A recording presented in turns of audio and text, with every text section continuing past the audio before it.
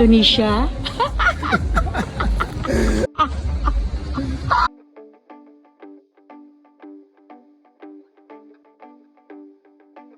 Spotted si Chinita Princess Kim Chiu sa Instagram story na ibinahagi ng kanyang personal assistant.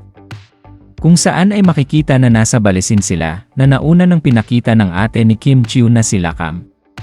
Super sexy nga at ready na sa kanyang Holy Week vacation ang aktres. Inaasahan naman na dito na rin idadaos ni Kim ang kanyang kaarawan kasama ang kanyang pamilya.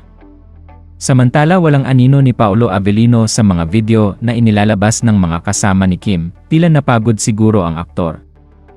Kaya minabuti nitong magpahinga muna.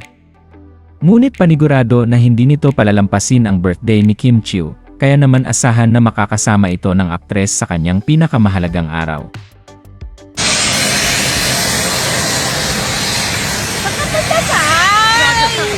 First time mo?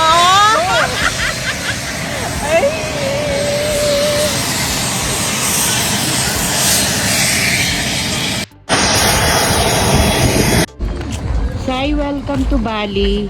Bali, Indonesia.